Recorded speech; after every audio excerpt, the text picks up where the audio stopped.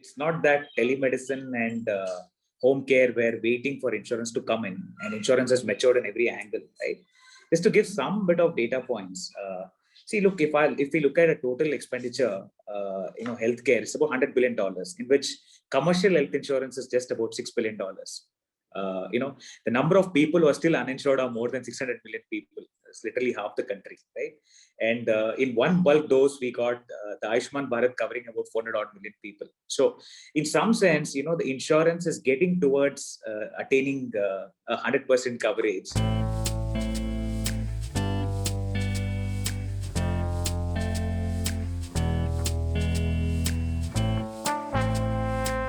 Welcome to the Blue Circle, everybody. Thank you all for joining in today.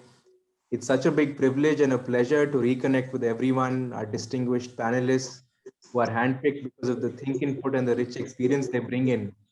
And thank you to our distinguished audience for joining in as well. We've received over 250 registrations, most of whom are COC, EXOs, and senior leaders. Many of them are our members and are repeat visitors to our webinars, which is very encouraging and motivates us to provide even high levels of dialogue to the online modes as well. For those of you who are new with us today, the Blue Circle is an exclusive community and ecosystem curated for business leaders across 4 sectors, which are healthcare, e-mobility, energy, and real estate. Also, very soon, we're adding 2 new sectors, which are aerospace and defense and logistics. We also present socioeconomic insights from time to time, which ultimately determine the evolving complexion of the market. In response to the COVID challenge, the Blue Circle has also accentuated its digital presence. One of the many modes we employ is our weekly webinar series, our digital publication. And in addition to this, and you'll be happy to know that we're very soon launching an exclusive digital platform curated for leaders, somewhat like the sector-specific LinkedIn for leaders, wherein we will present them with the opportunity of connecting with people just like them. It will also house high-quality curated content, meaningful conversations like the ones we do on a weekly basis, and also give leaders access to business opportunities across our 4 sectors. So those leaders who are interested, please do write to us. We've already begun our selective outreach and have close to 3,000 senior leaders who've signed up for the community in the last 4 months. And today we're privileged to have distinguished industry leaders join in for our Healthcare Circles discussion. They're here to discuss insurance cover for teleconsultation and home health, speed breakers, stimulants, and the way forward. And now, in the best interest of time, I will just briefly mention the names and designations of the leaders who've joined us. We have with us Mr. Vipin Pathak, founder and CEO, Care24, Dr. Satish Prasad Rad, Group Chief of Innovation and Research at Aster DM Healthcare, Mr. Vikas Chauhan, co-founder 1MG, and our moderator for the session is Dr. Vijay Raghavan, Director Healthcare PwC. Thank you very much, sirs, for joining in. And now I would request Dr. Raghavan to please begin the session, sir. Hey, thanks so much, Siddharth. In an age where we are talking about space science, digital twins, and home care and teleconsult seem to be a very hot topic from a healthcare perspective, and it's quite moving fast. Thanks for taking this topic up, and we have fantastic people. And before I get to that point, I just want to take us into 25 years back into the time machine. Whether we talk about home health or telemedicine, right? Someone must have sowed the seed. And this is a point I really want to say, that if it's about telemedicine as a platform for even diagnosing conditions, the seed was sown by a doctor, Dr. Ganapathy. And, at that point in time, 25 years back, it was about getting inside satellite connectivity and a whole lot of connections with broadband. But today, we're not talking that, right? So there's a bit of a history to that, and it's a 25-year-old story there. And likewise, home care. Home care has also been through a lot of ups and downs, and again, has more than 5-6 decades of presence from, being in an unorganized sector to becoming consolidated to whatnot, right? And what's great about today, I feel, is the nature of panelists we have. They've lived through it, they've built it upwards, and it's been a huge entrepreneurial push which has got till here.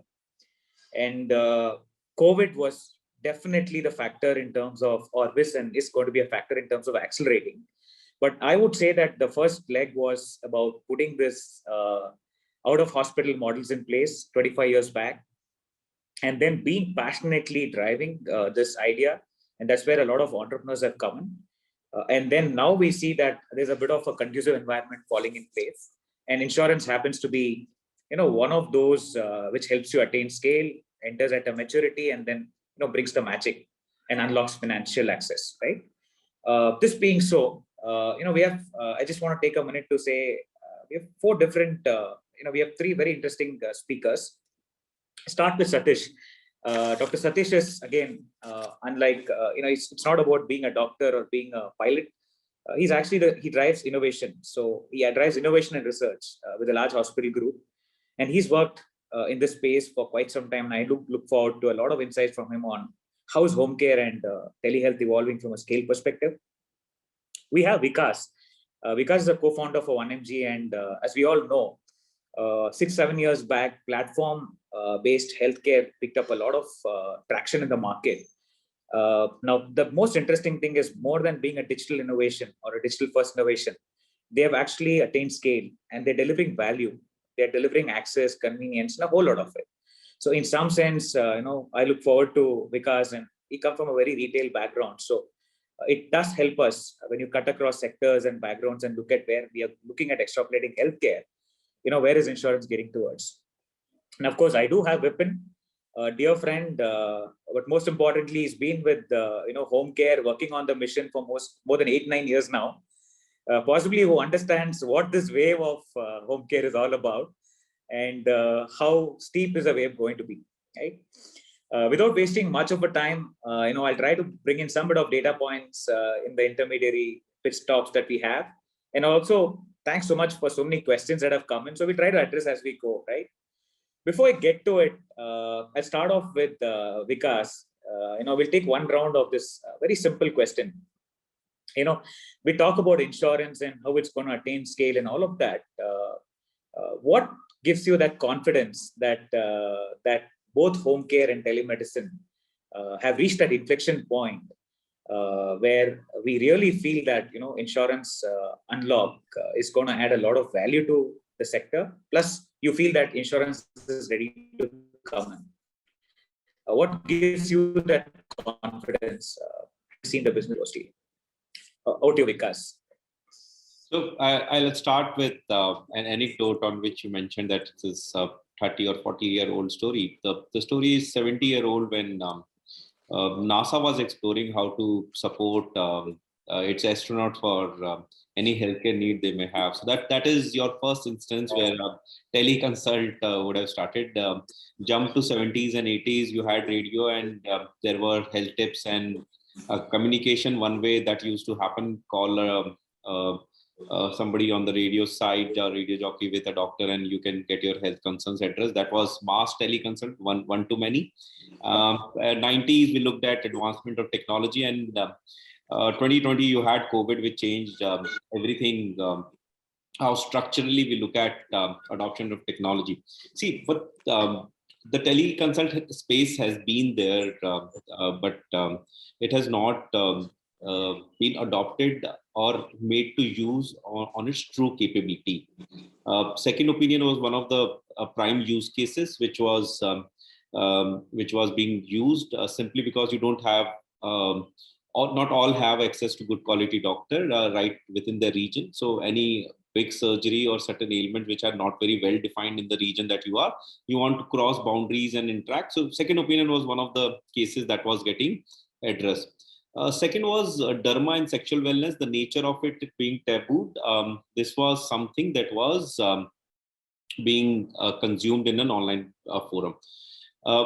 Then in the last 5-6 years, you saw teleconsult being, getting adopted. Now, fundamentally, not just insurance. If you look at, we have around 1:1 a bad doctor to patient ratio, which even if you look at WHO guidelines, which says 1:1,000 people should be the doctor ratio, we are over 1,500 or 2,000 range, 1,800, I think 1:1,800 people doctor to patient ratio. Now, in that case, a teleconsult is a solution which can help enable access to primary care to a lot of individuals. And and the primary use case or the need being addressed and identified, the reason why it has not picked up is both on the consumer side and on the supply side, the adoption of technology. Now, what COVID did essentially was give a flavor of this system, this enablement, this technology to a lot of doctors, which they tried it for the first time. So a lot of players, a lot of enablers were pushing for adoption, but it never happened. But COVID certainly pushed it. And the same happened at the consumer side. Because there was no other option, they tried it. And you have seen a significant jump, 400%, 500% jump in companies which were providing this service to, see that traction going up for them. And a lot of new players have come. So innovation has come, adoption has happened, and certainly the need is there. So I believe now all the elements which are there are having a right checkbox for its adoption. And one of the big missing links that got also solved during this COVID times was the guidelines on the or teleconsult framework. So all the elements got addressed, and we are at a stage that it clearly and conducively ready for adoption at a large scale. No, so because if I had to just put it out, what you're saying is we've got the maturity, we are scale ready, we've got the innovativeness going. The government has pushed itself in putting the first bricks, the building blocks on what are the governance rules for telemedicine. And in fact, the interesting point there is a very interesting mention there, because is you took space science and possibly healthcare over the last couple of quarters have had the fastest advancements in several spaces. Including telemedicine, where today we are able to have a medical grade judgment on a telemedicine platform and are also able to treat. So the digital therapeutics have also taken significantly. So your point is very interesting from that angle, that we've had a fastest growth and maturity, and going by your words, we've tick boxed all the boxes. So now we need the financial unlock. Very interesting. So I get your point, and now I want to just move a little bit towards the home side.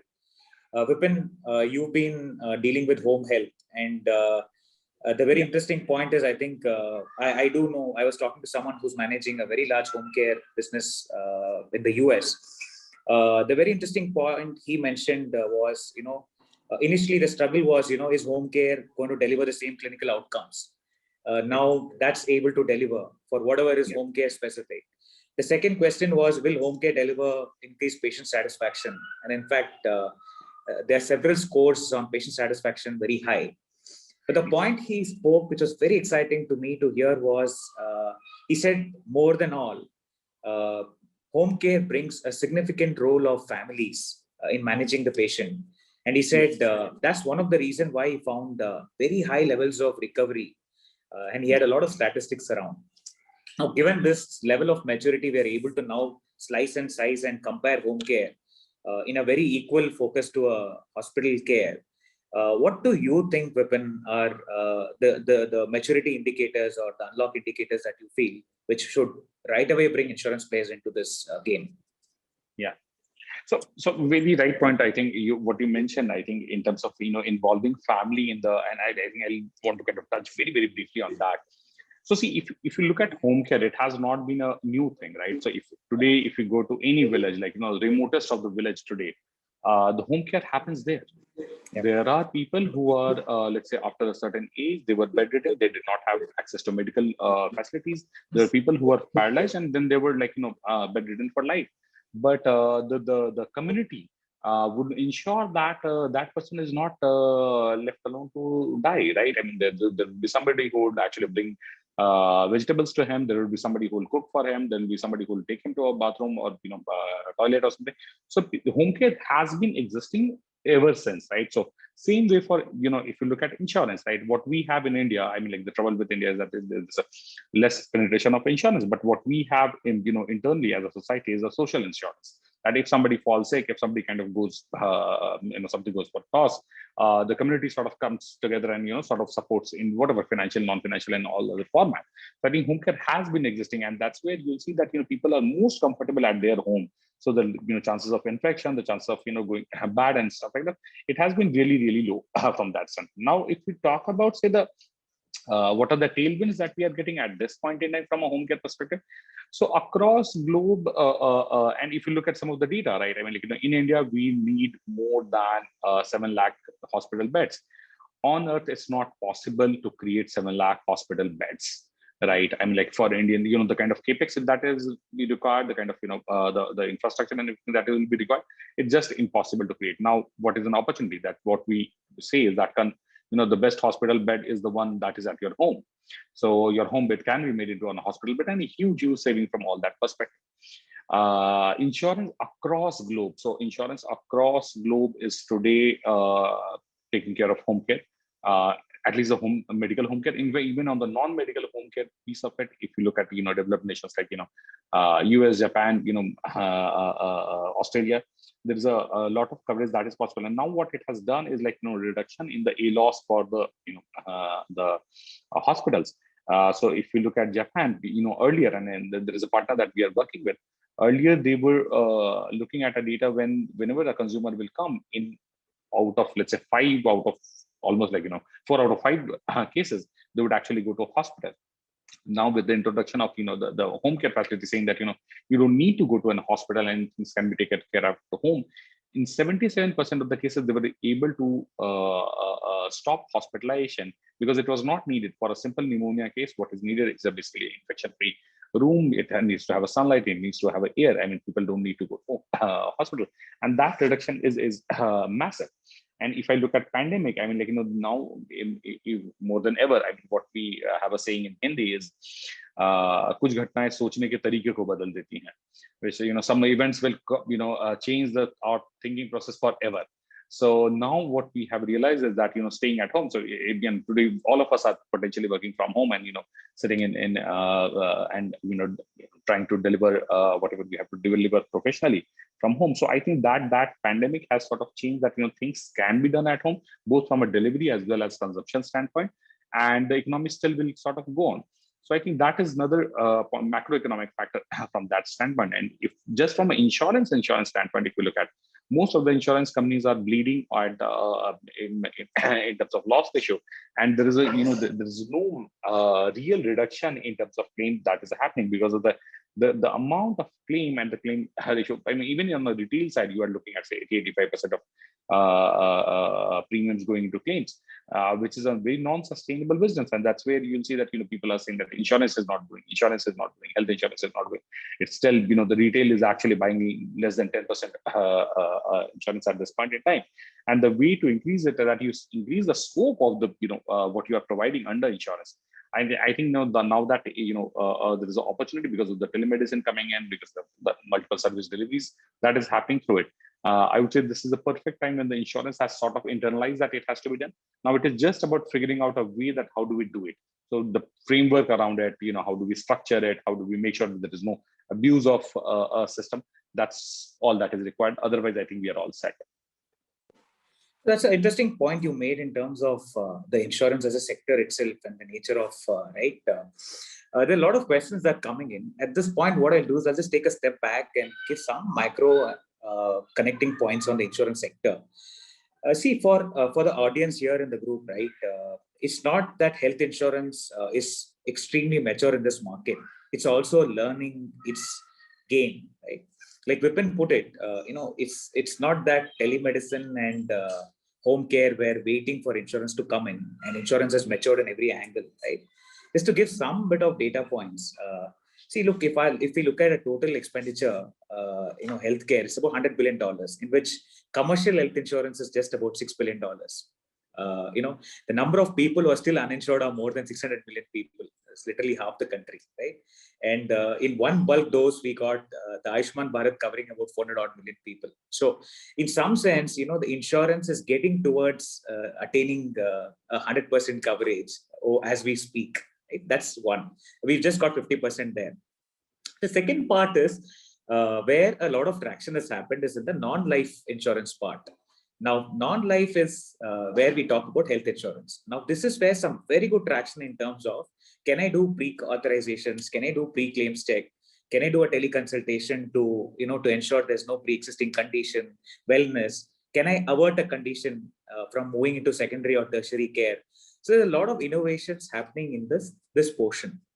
Now, what's interestingly evident is the memory and the memory and the amount of knowledge that we have in health insurance is still too early stage, right? We have about 31 odd commercial, companies operating in this space, this country. That's all, right? The fastest of all this, right? What to take away from here is standalone health insurance. So in some sense, what Vipin was saying, that viability in health insurance is seemingly getting better and better, and the discovery of newer products is evident, right? That just goes on to say that, if I just were to take numbers, right? Our healthcare is growing at 9%, the non-life insurance is growing at 20%, and standalone health insurance is growing at 36%. So you just clearly see that there's some traction which is building like a wave to get into these new products and innovations. So there's a conducive environment built. So that's the backdrop in terms of numbers, right? And that's where, Vipin's point around how the market is ready from a service delivery point of view, and the Vikas's points on tick boxes already attained, gives an insurance player wanting to create a standalone product. Yes, to take the other side, and we'll run through another parallel set of round of questions.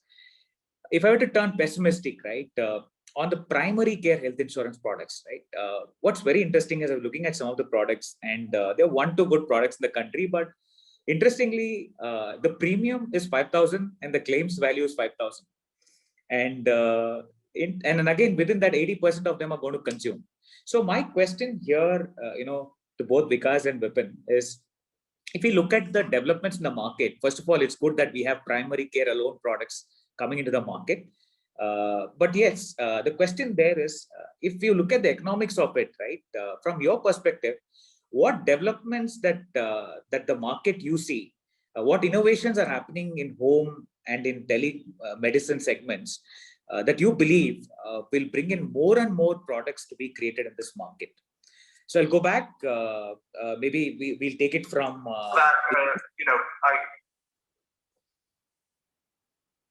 Yeah, Vikas. Hey. Hello. Yeah, one of you can take it. Vikas. Okay. Hey, Vikas. Go ahead.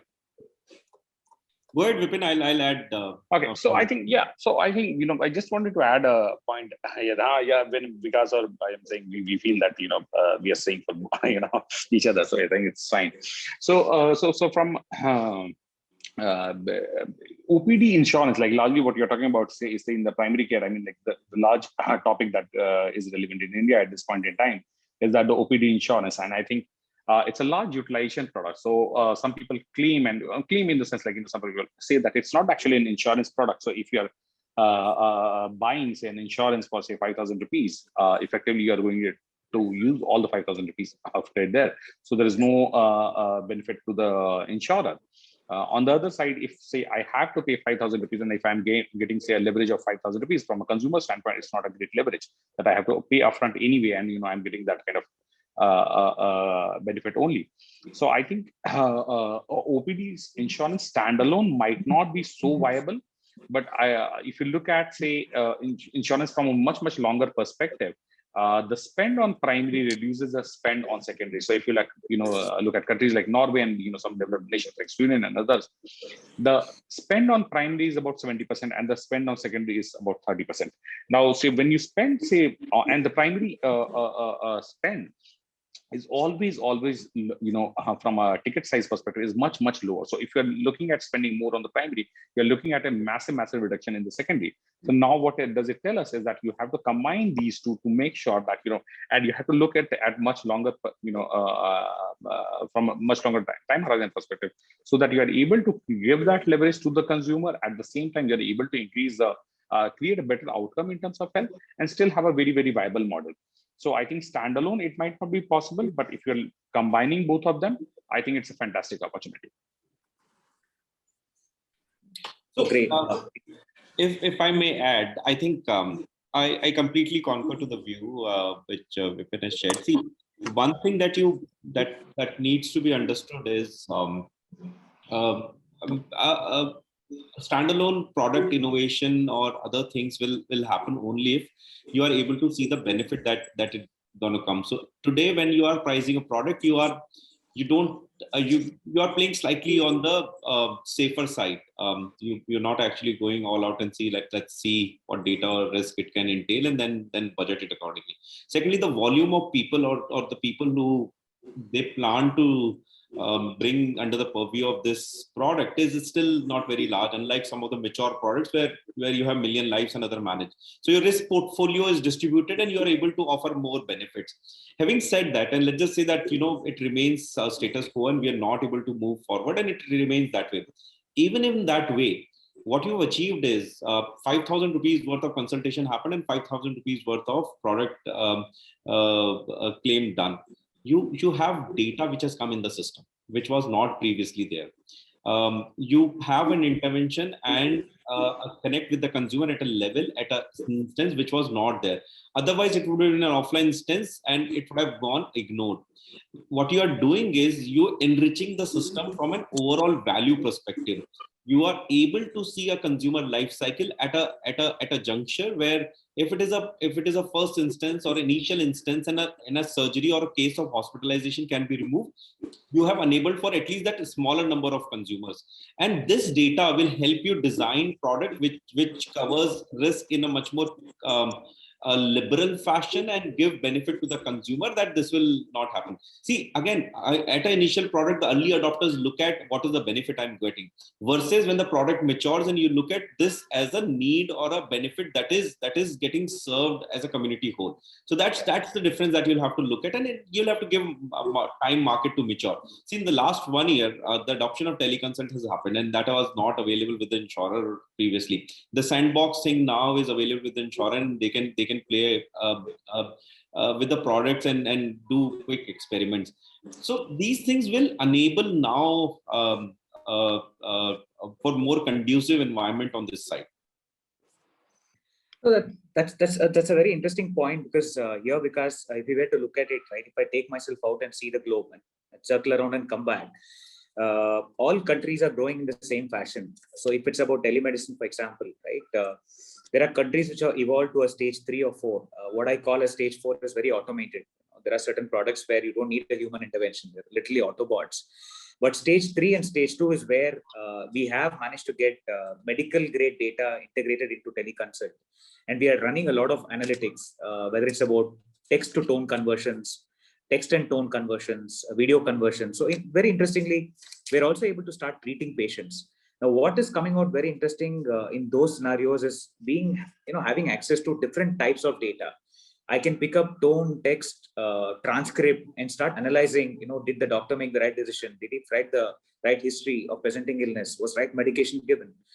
All of this brings so much of data for the insurer to feel secure and comfortable in a situation where 80-90% of them are going to consume.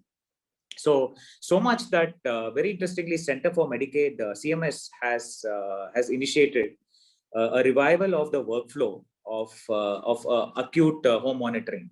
So in some sense, they are going to incorporate more conditions relevant for home monitoring and are going to reimburse. And the only reason why they're able to do that is because access to data, consumption, fraud avoidance. So some of these are something I think you beautifully highlighted.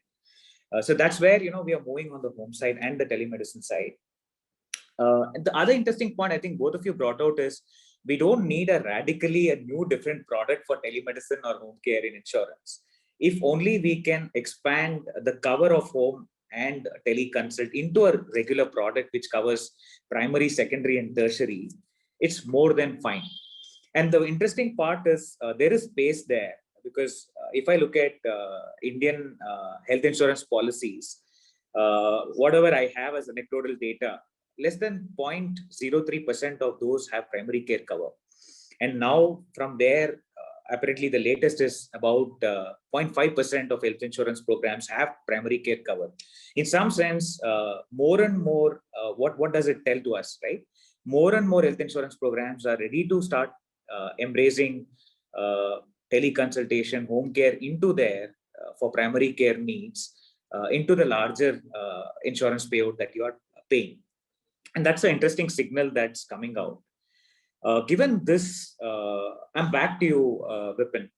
One of my questions when it comes to home care, right? Like Vikas spoke a lot about having access to data, and it is very fair that, how does a patient to doctor conversation on a box become eligible for a reimbursement if it were to be a fake? And in a situation where 9 on 10 are going to use it, how do I really differentiate between the sheep and the right? That becomes an important question for an insurer. That's been bothering. Yeah. From a home care standpoint of view, beyond the data, and if you were to wear the CEO lens of an insurer, what is it that they are looking forward to, and what would you think we are having right away, so that home care can right away bring in its capabilities into treatment plans? So I think I might not have a very clear answer to the risk point. Like when it's say a system is getting abused, I think there are like India, I mean, like globally also. I mean, if you say there is a abuse of system that happens, right? And even if you today go to Japan, there are people who would actually commit crime, go to jail, so that they're not alone. So the elderly would actually go and do all sort of stupid things. So I think there's no perfect answer to say how do you manage the risk completely so that there's no abuse of the system at a fundamental level. But I think there are various mechanisms, thought process, research framework that is available in which you can actually start doing it and sort of experiment, do a lot of pilot. If it is only you start with a small case like post surgery for a certain number of days, for a certain number of things that you can actually implement things at home. To give you an example, like today after say a knee replacement, everyone knows that there is a physiotherapy that is required. Now, in order to kind of get back to the mobility, but what happens is that people are actually not able to use it because the insurance feels that why pay extra for that. So I think in terms of structure, how I think about it, like the hospital, home care, and the insurer, they have to kind of come together, create a framework saying that at the start of the see at a pre-auth level maybe the care plan is sort of set, saying that what. Sorry, it was. Sorry, I got another call and it got it. So I think at a pre-auth level itself, if you're able to create a care plan and there is a continuum of care from there, the home care kind of fits in, saying that after say surgery, X number of hours, X number of days, most of the surgeries can be actually a day surgery. Right? So after that, who takes care of that patient? So, and you create a care structure which is already set. So I think that is the time when it is best. Well, recently I had a personal experience that. My brother-in-law's supposed to get a surgery for 20 minutes, and he had to stay 9 days in the hospital. The bills were big. I mean, he was finally so depressed that he said he wants to run away. And big hospital, I cannot name them, big hospital. So I think the problem with such a structure is that when we cannot push it, right? I mean, insurance is the payer here. So insurance has to kind of push it from that perspective. What we can bring is that saying that, after surgery, to make sure that these are, say, the protocols that needs to be maintained, these are the, care plan that needs to be ensured. There's a reporting that kind of goes back. These are the kind of professional people and, instruments, medical instruments, blah, blah, blah. Everything that is required is something that we can do. I think clearly we are looking at some 30 to 40% loss reduction if we are able to integrate home care into the post-surgery segment. Into other segments also, if you are looking at, say, post-acute events, also, I mean, there is a huge benefit that we'll get. And that is the time when I think when the hospital would also start focusing and, on the acute care much rather than, taking people and retaining them into hospital for no reason. I think that will kind of reduce. But we are clearly looking at if insurance comes into play, we are clearly looking at something like a 15% reduction in the claims amount overall through home care. That's an interesting point, Vipin. You brought in the element of continuum of care, and in fact, some of the best practices worldwide now, including some of the hospitals are working with insurance payers on this. That one data point for those who are from non-healthcare background, right? When we go to hospital and get operated, whether it's a knee replacement or cardiac surgery or a neurosurgery, between all these procedures, right, 80 to 85% of the recovery happens after the surgery. So the surgery is just a correction of the existing problem, and the recovery is a significant, significant element which gets usually unnoticed, and that's why the relapse and a whole lot of not so bad great recoveries are talked about. Some interesting innovations are happening with hospitals where they talk about surgery plus without home care. So in a way, they have incorporated that as part of their program. And some are looking at it from what Vipin rightly put it out, that if there is a length of stay in my hospital, can I optimize it so that I extend the last day or two into a bed which is at home and I still monitor remotely. So it's a very interesting innovation happening there to reduce the exposure at the hospital. And in fact, in the COVID context, it became even more relevant. And that's one way one is also able to gain better recoveries and higher outcomes, right? Which is desirable. So in some sense, taking post-operative care to home post a certain period of establishing convenient stay is actually helping in faster recovery, better avoidance of relapse, and a whole lot of it. And what Vipin touched upon in terms of continuum of care is a big element as we keep going forward. And we see that developing traction. And so one end of that is what the telemedicine starts off. The other end is what the home care ends up with. So you can visualize that in the entire care continuum, the insurance is likely to look at it from a holistic perspective, that how do I keep people healthy and avoid them to be falling sick, which is in the interest of insurance so that you reduce the risk pool. And how do I treat fast so that there is a lesser reimbursement, more optimized? And how do I help them recover fast so that there is no insurance, there's no claims here for the next year, right? And again, there, from an insurance standpoint, the highest claims are happening as you keep get older, right? So even our hospitalization rates go to about a 9 to 10% as we go higher at 50, 60 years, which also means that, 10 on 100 people claim insurance when you're 60 years, whereas 3-4 on 100 people claim insurance for when you're a pediatric or a kid. So it's desirable, it's only desirable, viable, and feasible if you were to keep the risk pool healthy and happy, right? So that's an interesting point, Vipin. Thanks for highlighting that. Now back to, we'll come back to telemedicine, and some good, interesting questions have come on, what are the regulatory requirements required? How easy it is to get telemedicine, whom to go to, and all of that. Before we even get to there, right, the very objective of bringing telemedicine as part of the ecosystem and then fulfilling that value chain, right? It's about telemedicine, getting doctor done so that you don't have to go to a hospital. I want to go back and ask, because how successful has that flywheel been today? When I look at platforms play, right? Say players like 1mg, you started off with medicine as a starting point when you delivered medicine, looked at the right medicine reaching the right time at a home. Now you're starting to look at playing around the flywheel, which is getting right diagnostics done right time, getting doctors on the platform, getting the medicine back home. How has been the experience on this flywheel? Because this flywheel has a direct dependence on insurance to come in and look at it from a holistic perspective. Vikas? Yeah. So, see, if you look at the healthcare in India is a financial problem as well, and that's where you say that insurance has to come and make a play, but we have a very underpenetrated scenario today. Now let's just take a step back and think that, from our perspective, what we're trying to build. So healthcare has three large components as we would have looked at, understood, and seen in the past. So one is your consultation, which is your doctor interaction at hospital, at clinic, or in a virtual scenario. The second is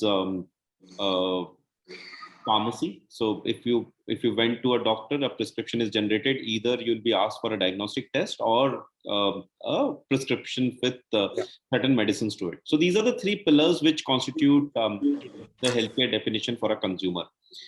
What is missed or what is not looked at is one. It is not a participative journey to the end consumer. So there is a diagnostic report which he can't comprehend. There is a prescription which he barely can read, and there is no wellness or a preventive aspect to the whole journey. So the information piece is completely missed out. So what we did, or what we started is first to make healthcare understandable to the end user. So that was the first piece that we solved. We hit a chord with the user. There was a need gap that was existing, and we built on that. The second was accessible. So how do you make healthcare services, information, benefits accessible to the larger population? And that's where you see the transactional services. And where can you bring affordable quality cares to the end consumer? So that was the thought process which we built, and with the consumer centric approach, each of these elements tied together, and we offered an integrated solution to the end consumer. And that was a mission on which we defined and agreed on day one. Now, from a consumer perspective, if you look, he will not have a diagnostic XYZ's company's app, and then another company's app, and then another company for teleconsult, for another for health record, then another for pharmacy, then another for something else. So from a consumer perspective, and if you look at the trends for the last 5 years or so, a consumer used to have 35, 40 odd apps, and out of those 6 or 4 used to be the apps he would constantly use. That number has migrated to 60 and 70 apps on a typical phone, and 8 to 10 apps he would generally use. So you will have a shopping vertical, you will have an information vertical, you will have a travel vertical, and similarly you will have a health vertical. So that's how the consumer and the ecosystem is also maturing. So it's a natural progression that you'll see that when we started, we had this vision, and we are implementing from the consumer, and the ecosystem is now also reacting in the same fashion. So it's not something that a value add that we started. It was a part of the plan, a part of the vision that we want to service to the consumer from a healthcare perspective. That any step, any intervention, any requirement a consumer might have in his entire healthcare journey, how do we make him more participative, more empowered to make better health choices? So that has been the vision, and that largely now ecosystem has also started to shape up. Hospital is a typical example of it, and how do you unlock, how do you make hospital borderless is what we're trying to aim. And that's what technology is all about. Home healthcare is another element to it. So today that has not been actively promoted through the platform, but that's the next extension that you will get to. So, and as you mentioned, a larger part is recovery. So there is discovery, which is right information on the surgery. There is the surgery part as well, which is the hospitalization or at clinic or at any place where it can be possible. And then there is recovery, and technology can play a role in all the three. So always look at as an enabler for each of the steps of the consumer journey, and that's what has been true, and it has not been envisioned, at least at the consumer level or the ecosystem level, which we have today showcased and proved. No, so Vikas, just one thought there. Like you spoke a lot about consumer today, right? What has been that, like a retail consumer was a health seeker or a healthcare consumer, right? What is the commonality you see? Do you see them purchasing care more and more online? Because a very interesting question has come here also today. And after that, I'm going to take some questions. The question is, there's so much of fanciness about telehealth. It just picked up Zoom, 400% increase, 500% increase. But do consumers, and if I had to compare consumers and health seekers, right? The consumers continue to purchase through apps for grocery. Will they come back when the lockdowns are all completely gone, which is gone today? Will they come back to platform and do for certain conditions, and they're going to be staying forever? Or is it just that for that window they were all there, and they, as health seekers, they tend to behave very differently to the way they are behaving as a consumers, right? Do we have a duality that I purchase something online even if there are breaks or no breaks, but when it comes to telehealth, when there is lockdown, I'll consume. When there's no lockdown, I'll just go back to the hospital. Anything from your end to see that trend? So two data points to it. One, a few years back, online shopping would have been just a seasonal phenomena, during Diwali or during certain periods when there was an excessive discounts that are going, you would shop online. But that trend has changed completely. Now it has become a regular. So grocery, and to give you some context, I started one of the first e-grocery business in the country, 2010 back where the same use case has been discussed, whether you will shop online or not. Why would you buy onions and potatoes online? But today we are in a different world. So it has, the consumer experience has matured like any other service, whether people go to clinics, whether people go to mall, whether people will buy another car, whether people will buy insurance. That has been true with any industry. And certainly the adoption of technology and innovation in the country has been far ahead of any examples that you look in the West or any matured country. Now, second point to that is, if you look at the number of deliveries or shipments that has happened in the top 100 cities, for most e-commerce players, that ratio used to be skewed towards top 100 cities for the last many years. This festive season, it has been almost 50-50. So there is a large demand that is coming from cities beyond the top 100 cities, and that is where one of the focus areas for most e-commerce players. So saying that it is just the COVID phenomena is not true. It is across the sectors that the consumer maturity and consumption of products digitally has increased. For us, and I can talk about the data that I have, there is a significant amount of consumers that are coming beyond the non-metro cities or beyond the top 25 cities as well, and it is growing. And we fundamentally had almost 43% of the category share time on Android. Basically, 100 minutes spent on Android, almost 43 minutes being spent on 1mg. We have further consolidated that duration, that time spent engagement with the consumer during this COVID times, and it is not dying down. So it is not something that is being tapering down. So we see huge traction continue to build on it. There is another element or another data point that has completely been on a positive front on this. Initially, as I mentioned, sexual wellness and derma used to be the category that you will get maximum traction. Then suddenly you had a spur of fever and general consultation. Now the other specialty consultation has also been on the increase. So I think the trend has been reversed, where initially you were little superstitious, little conservative, little not so sure about trying the service, and then you reach the stage that safety and convenience. Safety was the primary factor, and now convenience is taking over it. So if people have tried a general fever consultation, now they're trying for a specialty consultation as well.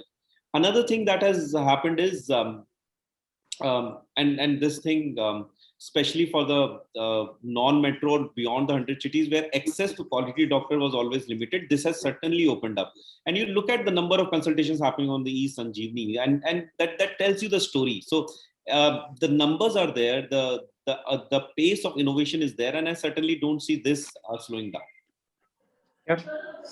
No, it's a fair point and a fair argument also to make that there's enough evidence, like you spoke about eSanjeevani. I think through this, one of the most happiest persons seeing 3 million covered, and a lot of hard work has gone in from his end to put this in place. The aspiration is to do 500,000 consults a month, which is half what Indian Railways does, IRCTC does in booking. Nothing too far and too difficult. If we were also anticipating, what could be the highest maturity of telemedicine? It can be as big as 1.5 billion. Roughly 1.2 consults per person per year. It's nothing unusual if I were to look at it from a potential perspective.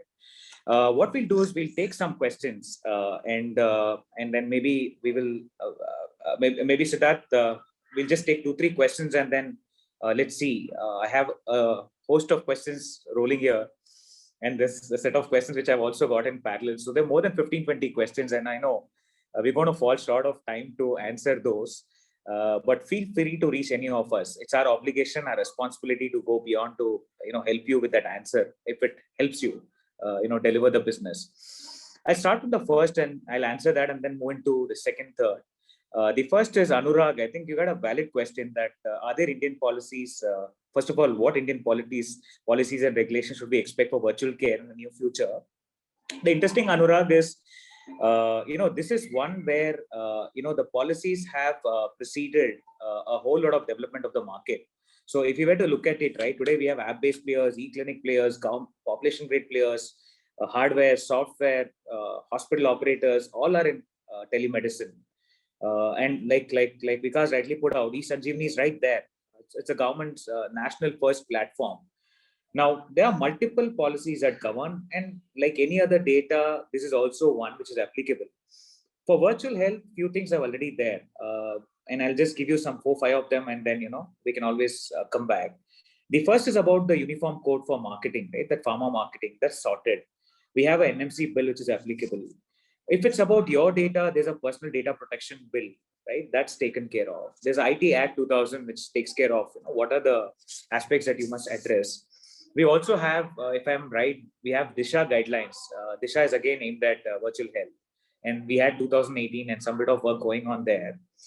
And even more important, there is a GDPR, which is general data protection rules, regulations, right? So in some sense, it's a very well regulated environment we're talking about.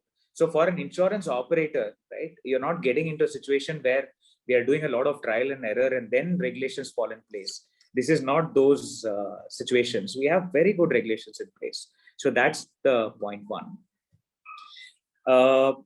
Maybe, there was a very interesting question on crystal ball gazing. Okay, let's take this. Let's go to Vikas and of course Vipin. The question is, when do you expect OPD cover to be part of 10% of all health insurance policies in the country? When? This is a good crystal ball question, gazing question. So Vikas, what's your take? 10% of OP insurance. So 10% of insurance. So if you keep the expectations on the overall insurance portfolio to increase, from that perspective, it will be difficult to cover 10%. But from a current trend which is continuing, or from the current market that you have, what I believe is OPD insurance will become a part of your corporate or your group insurance policies, and that's an added benefit, or that's an added service that you will provide, and that will lead to its adoption. So standalone, it might not be 10% in the next 2 years, but in the next 2 to 3 years, what I see is it becoming a larger part of your group and corporate insurances, and that where it will make a significant mark. Got it. Vipin, your thoughts? So, yeah, it's just a little difficult to handle that. But I think Vijay, it will depend on if the insurance starts covering it. I think the OPD, if you look at it, and you are the best person on this data, right?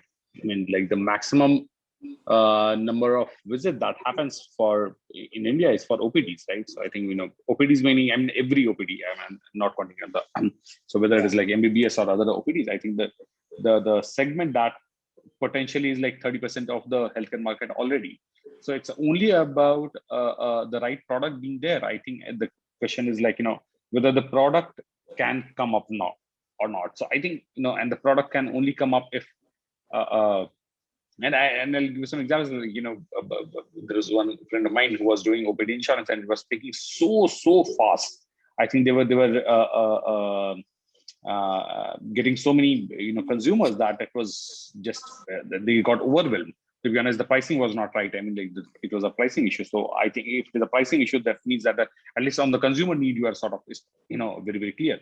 So I think if there's already a 30 health insurance, if you look at it today, I'm like I don't have the right data, but if I'm not wrong, then it would be what 20 to 25,000 crores. Yeah. Whereas say a health, I mean OPD alone, if it is 30% of the healthcare, that is like 10 times volume is already getting generated on OPD, right? So I think the challenge is like whether insurance can have the product or not, and combined with say the secondary care.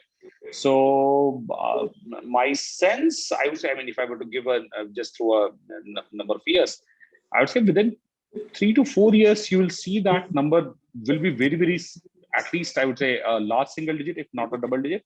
But if it picks up, it could potentially cross all limits, and it could be even much more than what we are even asking, right? And it could be much higher, because the consumer need is there. Like every consumer is okay to buy an insurance for an OPD if it is rightly priced. Interesting. So if I were to take luckily it's a crystal ball gazing, so I'm so happy for that. You don't have to really worry about it. It's a game. But I would say, in my sense, it's 2023, and I would need 6-8 quarters to see that. The only reason that makes me feel confident is if I look at large hospital groups, I think you can go and do a little bit of back of envelope checks. 10 to 12% of their outpatient consults are already on telemedicine platforms. So they're already virtual. So hospitals have already suddenly grown from a 1% to a 12%, 8 to 12%, anywhere around that. If I were to look at all hospitals, right, top hospitals too, right? There's that one. The second is by 2023, we expect few things to change in the market, right? Like the way the maturity is getting in. We are able to make medical grade decisions, plugins for vitals, and then we also are likely to have the ability to analyze the data which is being exchanged, right? The protocols for doctors. Am I making a right judgment? Am I having enough proofs? Is this a quality medical conversation leading to a quality treatment plan, which otherwise even in the physical presence would have been is on par with that quality. So I would say another 1-2 years with tech maturity, with data coming in and a whole lot of these evolving, we should be able to see. And there are enough proof points around to say that some of these uptakes are very fast, and it's too subscale. At 10% is still too subscale when you start looking at adoption curve. And like you see that eSanjeevani itself, right? We've adopted 3 million in less than 3 months. So the first 1 million took more time, but that's the way we are going to consume. Yeah. The next interesting question, I think I'll go back, Rohit's question around, this is Vipin for you. Are insurance players covering home health directly or whichever way, right? Is there any provision as of now?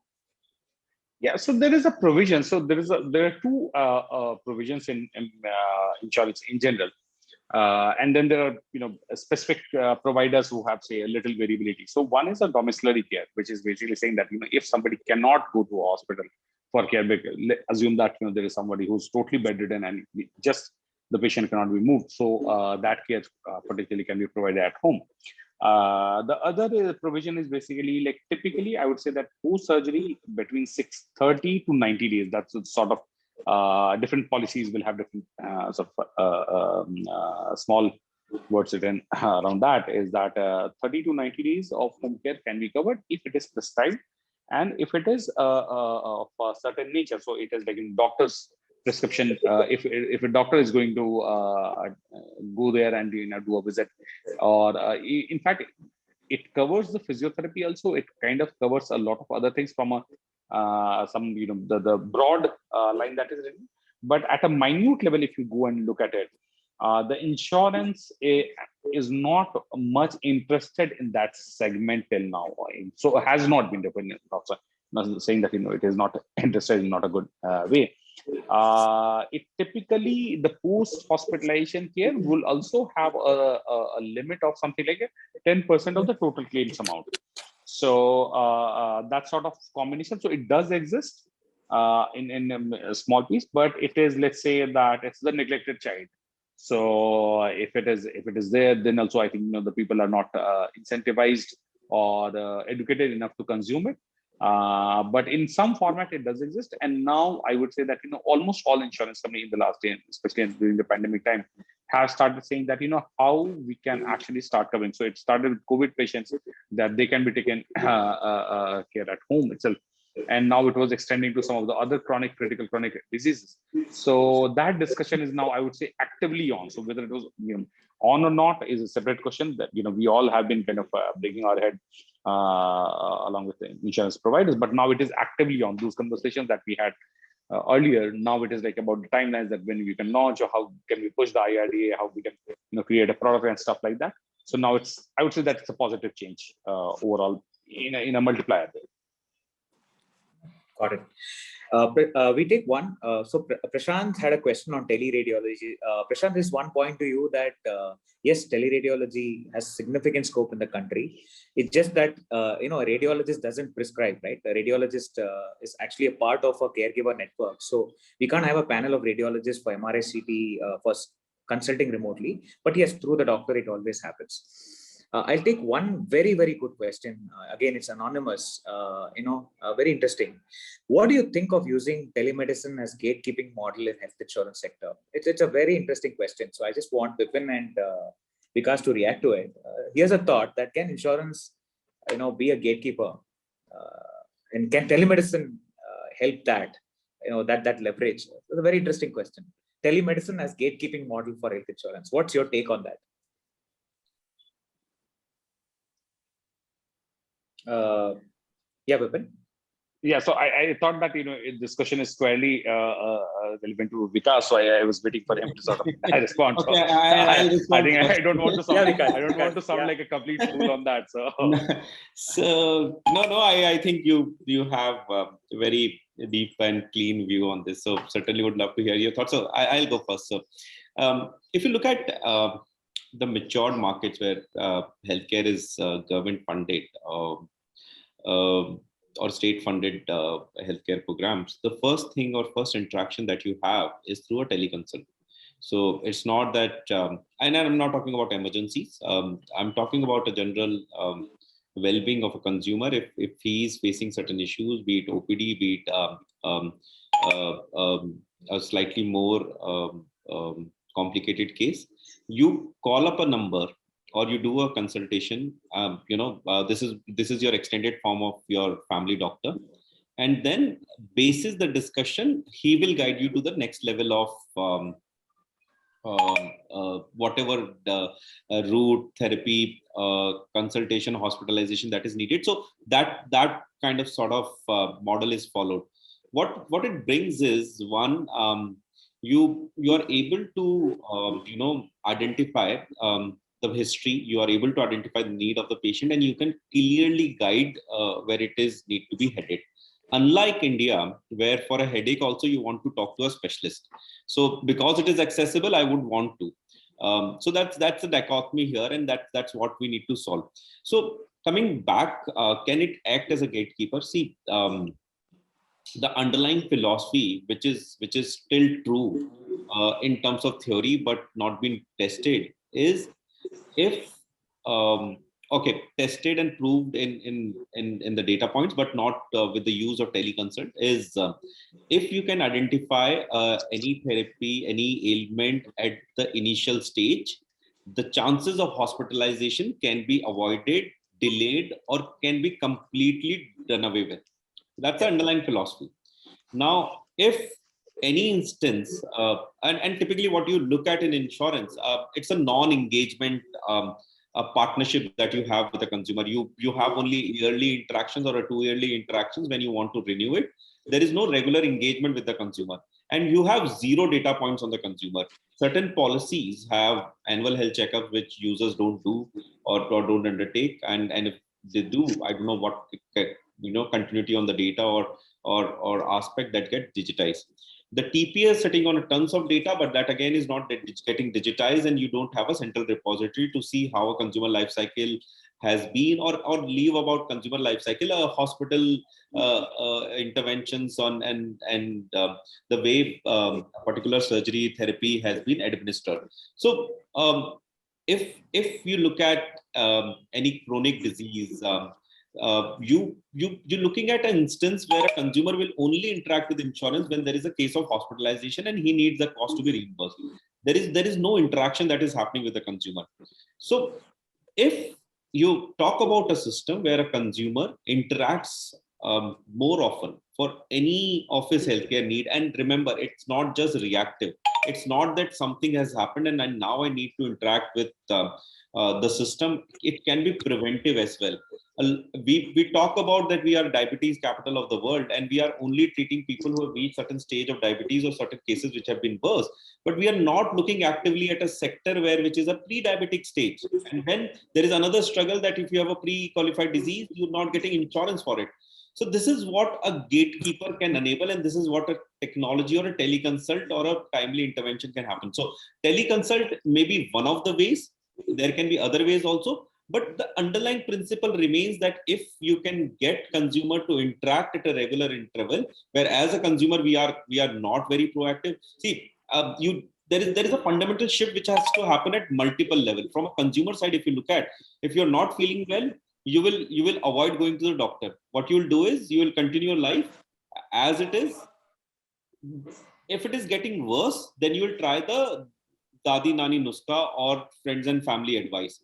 Your intervention or your need to go to the doctor is not you're ill. It is you're not able to go to the office. That's what defines that, let me go to the doctor. Otherwise, on a weekend, you'll think, let me rest for the weekend and I'll be fine and continue as it is.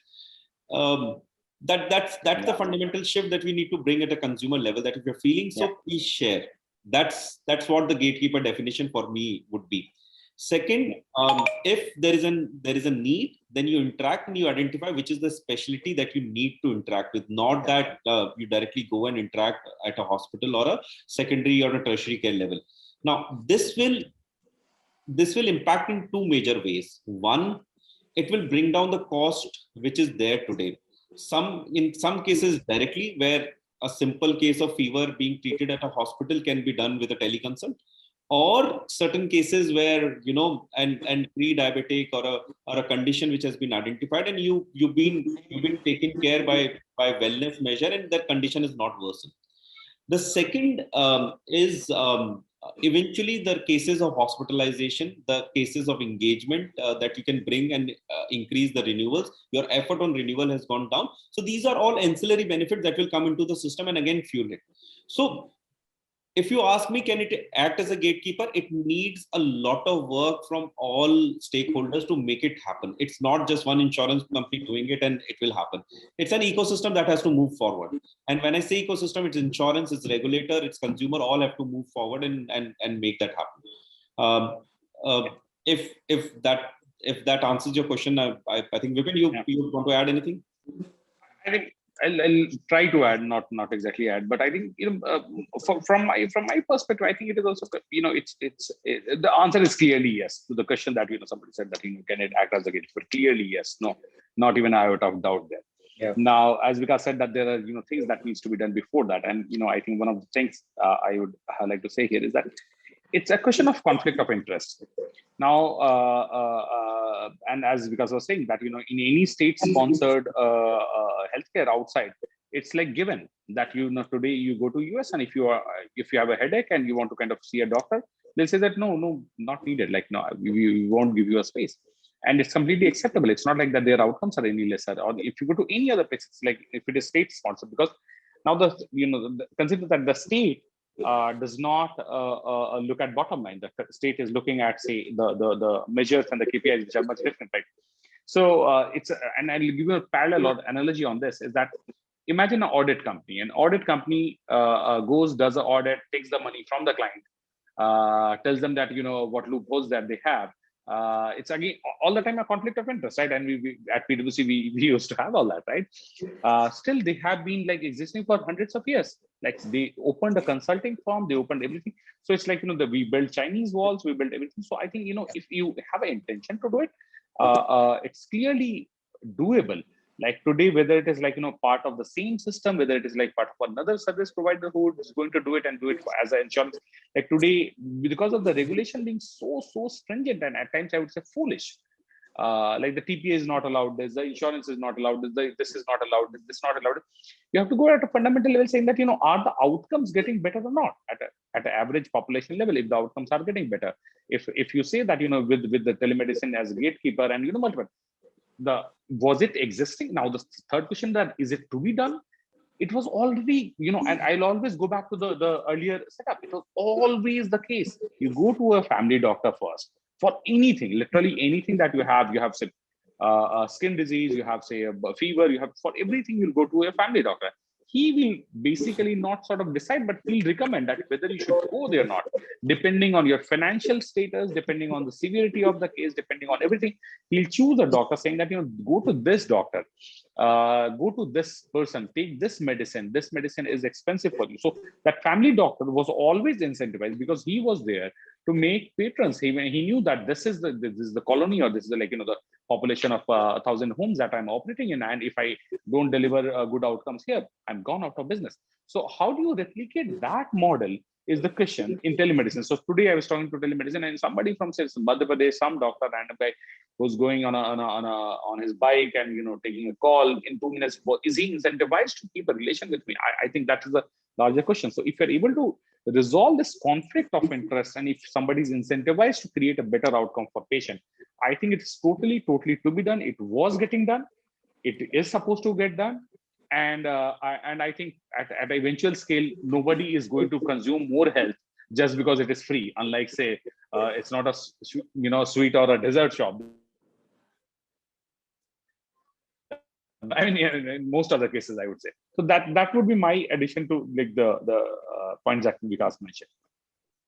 It was interesting. So I think the audience is the clear winner for the day in some sense, right? The question was amazing, and I think I've got so much of response on that. And thanks. So this is Dr. Rachna Kucheria, who is a practicing GP, is part of the group attending, and she's also she's also founded a telemedicine company called Doc Genie, and she will be part of our next panel. So we will have you, Dr. Rachna, in the next panel. And also I had a very interesting question from Amrut, and he's talking about, how much are we doing in terms of volume? So Amrut, it's too early times for us to even arrive at it. Just for your sake, I'm just going to put some numbers, but it's not going to be really so easy to forecast that. So from a root perspective, right, we've always been doing telemedicine historically for the last 20, 22 years, like we said, and that amounts to about 20, 30 million consults in a year, which is all access related challenges, which the entire states were doing, state level programs. The platforms are doing about 50, 60 million in this COVID. eSanjeevani spoke about 3 million completion in 3 months. In some sense, Amrut, to be really fair, right? The expectation at a steady state, we should be doing 6 to 10 million consults every month, at least to begin with for the first 1-2 years. And that's where it is. Thanks so much for all the questions, and really forgive us if we couldn't take some of those questions, and very intriguing questions. And what I really enjoyed the most, Vipin, Vikas, I think both have spent innumerable years in making things happen, as opposed to sitting down and thinking about how will it move. I think you're the doers, and it makes it a lot more palatable that what you're saying is likely to be the way it's evolving, purely because you are seeing it every day in and day out. Good points came up on data being one of the important aspects for insurance. Then this gatekeeper point came up, and for both home and telemedicine, a very interesting point around continuum of care, which Vipin you spoke about, that how can that become a part of the insurance plan, so that we don't want to look at an independent product, rather look at it from a holistic perspective. And because on, I think scale, I think that data itself helping us assess what is the best way to go itself is a very positive indicator. So I do see, a lot of traction and a lot of appreciation for insurance. And I'm very confident that, insurance people from the insurance sector watching this would number crunch right away and would start reaching out.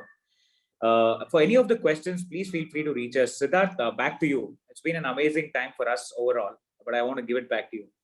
Oh, absolutely. It's been an amazing time for all of us as well. And thank you very much, sirs. It's been really insightful overall and very well moderated, Dr. Raghavan.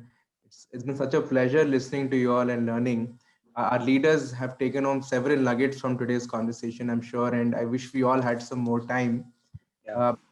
Unfortunately, Dr. Satish Rath couldn't join. I mean, he's been a part of our sessions previously, but since he had a meeting with the ministry, so he conveys his apologies for this. And thank you to the leaders in the audience who joined in, who stayed till the end, and for sharing excellent questions as well. For the questions which have not been addressed due to paucity of time, I will share the relevant ones with the leaders on the panel and request some of their time for it.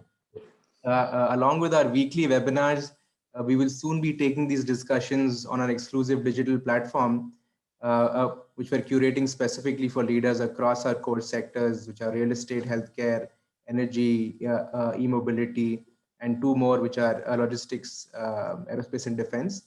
Whether you would like to engage with us as learners on the platform, you are invited to connect with us for membership. We've already begun our outreach and have over 3,000 leaders signed up with us to join the healthcare circle and also get access to the other circles which we've also built. So thank you very much, sirs. Once again, it's been an absolute privilege, and we look forward to having more such discussions. Thanks, Siddharth. Thank you so much. Thanks. Yeah, thanks, guys. Bye-bye.